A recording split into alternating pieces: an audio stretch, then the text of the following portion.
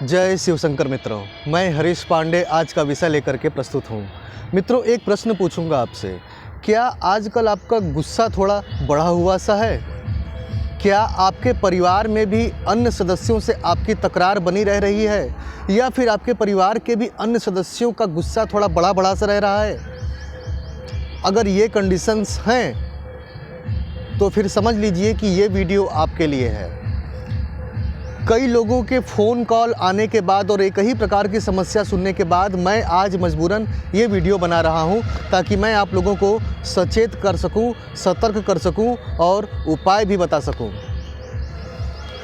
मित्रों, पहले आप जान लीजिए कि ये वीडियो किस संदर्भ में है। जैसा कि मैंने लक्षण बताए कि अभी अगर वर्तमान में आपका गुस्सा थोड़ा बढ़ा हुआ रह रहा है, परिवार में आपसी तकरार चल रही है, तो इसका एकमात्र कारण मंगल और शनि की वर्तमान युति हो सकती है।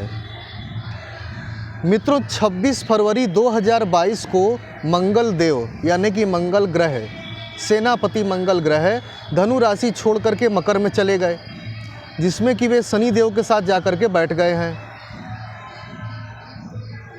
और इस कारण से यहाँ पर दो स्थितियां बन रही हैं, एक लाभ की और दूसरी हानि की।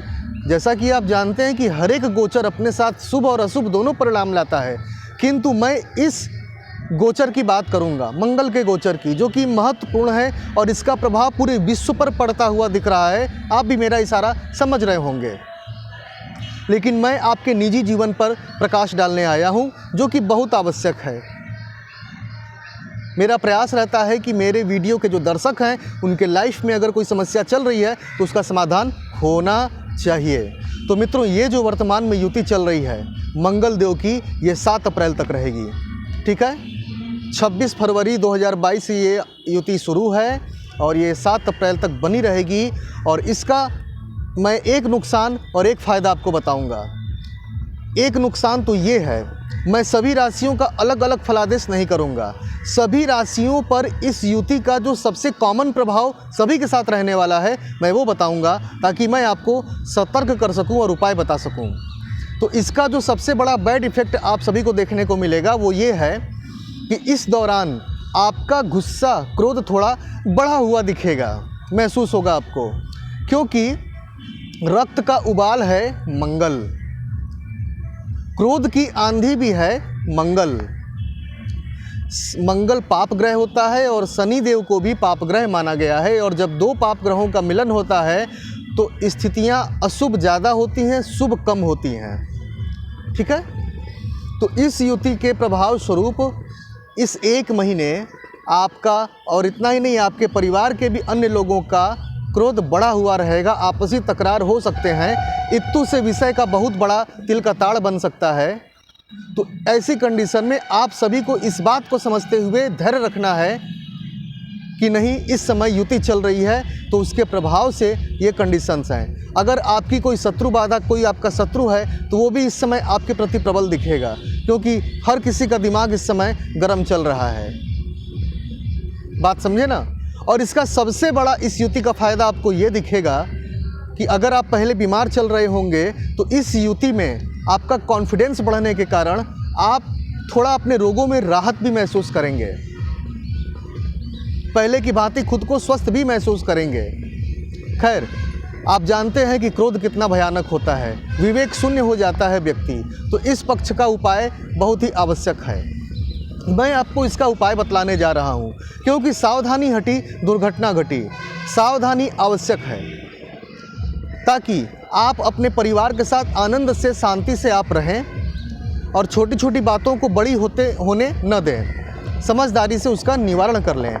तो आपको क्या करना है, आपको इस दौरान पूरे 7 अप्रैल तक, ठीक है, पूरे 7 अप्रैल तक हनुमान चालीसा का नियमित पाठ करना है। नियमित सुबह स्नान करने के पश्चात तो ज़रूर करना है, हो सके तो रात्रि में सोने से पूर्व भी आप एक पाठ कर लें।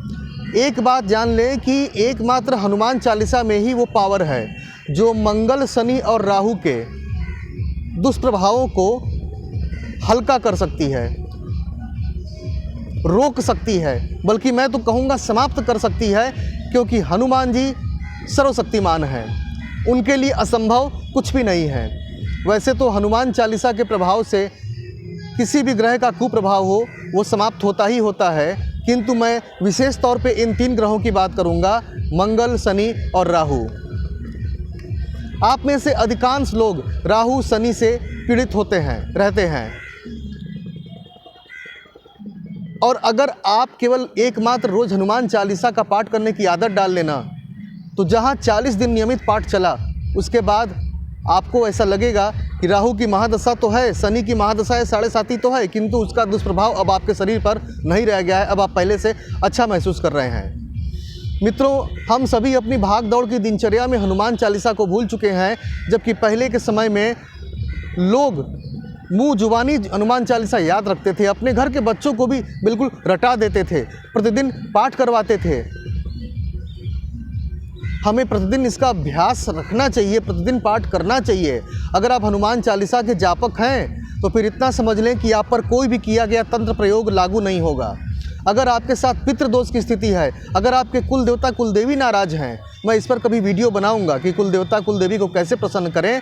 लेकिन अगर आपके साथ इस तरह की भयानक परिस्थितियां हैं, पितृदोष, कुल देवता कुलदेवी दोष, तंत्र दोष, तो ऐसी स्थिति में ही एकमात्र रक्षा करने वाले देव हनुमान जी हैं, एकमात्र हनुमान जी।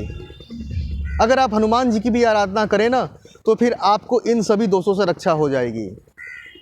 ठीक है, तो इस समय आप थोड़ा ध्यान रखें, सावधानी से रहें, आप भी खुश रहें, आपके परिवार के लोग भी खुश रहें। और मंगल शनि के इस युति का मैंने आपको काट बता दिया है, और इसमें आप लगे रहें। बस आपको इतना ही करना है, मैंने ज़्यादा परिश्रम आपको नहीं बताया है। मात्र एक कपूर का टुकड़ा जला करके आपको हनुमान चालीसा का पाठ करना है। ठीक है, तो आज के लिए बस इतना ही। मुझे आज्ञा दीजिए। जय शिव शंकर।